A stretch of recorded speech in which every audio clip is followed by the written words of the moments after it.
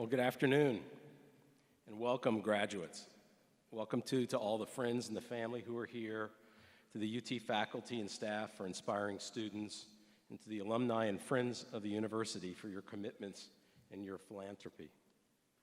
Graduates, this is a momentous day for you. After years of work, learning, and growing here at UT, all of it culminates with commencement today.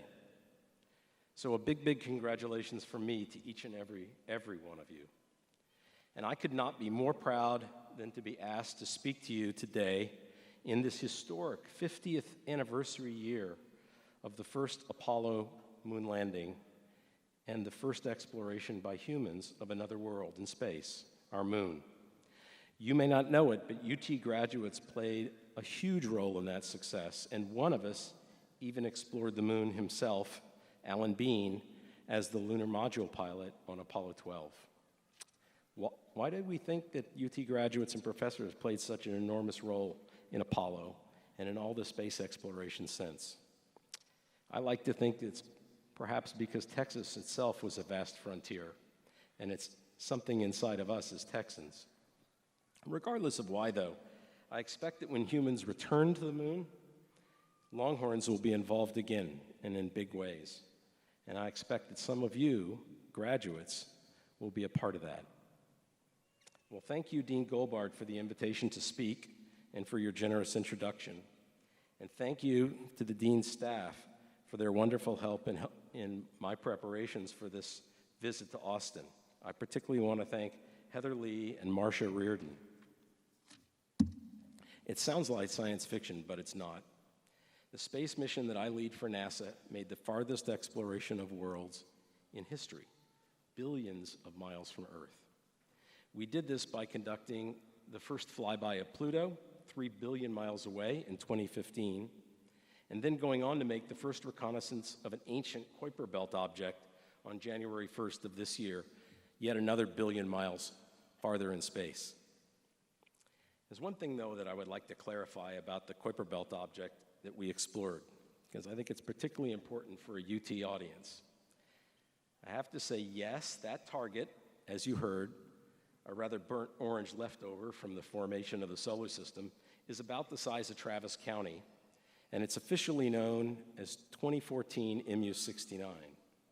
And yes, we named it Ultima Thule, which is Latin meaning beyond the known world, because that's such a highly appropriate metaphor for what we were doing.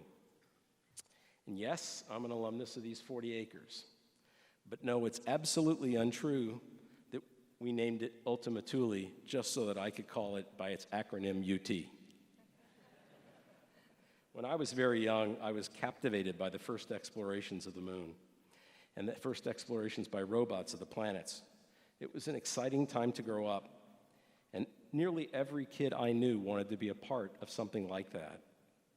There was a space race going on, and astronauts were exploring the moon, robots were making the first explorations of the nearby planets, and I wasn't any different from everybody else. I thought many times about how lucky I was to be born at just the right time to be a part of the first age of space exploration. But now I wish I were your age, graduates, so that I could join with you in being a part of this amazing 21st century with so many explorations that you will partake in, and not just in space, but in all the natural sciences. I'd like to ask you, why do you think we humans explore? Why do we do science? I think it's because it's something deep within us, perhaps even in our DNA. We see the stars and we wonder. We yearn to go far from home to see and know new things. We're curious about the Earth and the universe beyond. And this is what separates us as human beings from every other species on this planet. We humans are not limited to instinct and survival. Instead, we pursue our curiosity. We wonder about the world and the universe around us, and most importantly, we explore. Those are just the things that drove me to study physics and astronomy here at UT, and it's what still drives me today. But how about you? Why did you become science majors? It probably wasn't for the long hours of homework and the heavy workload that comes with studying physics or chemistry or mathematics or any of the other fields in the College of Natural Sciences. It probably also wasn't for the prospect that your undergraduate training, years of it, would probably be followed by medical school or graduate school and more years of training. Instead, I bet most of you majored in the natural sciences because you too want to explore at the frontier of science and to discover new things about the natural world. And I can't wait to see how you will change the world for the better as a result of what you do. To see spaceflight move from rare to routine, to see lifespans lengthen, to see a world run on renewable energy, to see the internet available to everyone, to discover if we are alone in the universe, to see the grand unification of physics, to see cures for cancer and Parkinson's and all the other diseases, to master big data, to invent responsible AI. And there's so much more to do. But there's another aspect of a career in science that I want to mention before I close, and it's that I think you also have a couple of responsibilities as graduates in the sciences that I hope you'll take to heart. One is to communicate the excitement of science and scientific research to younger people than yourself, to inspire them to STEM education and careers, because we need them too. The other is to use your scientific education to help promote a scientifically literate, critically thinking society, because the more our world advances through science and technology, the more the public needs to understand science and technology. So graduates, congratulations again, and I'm not just saying that because I'm almost finished.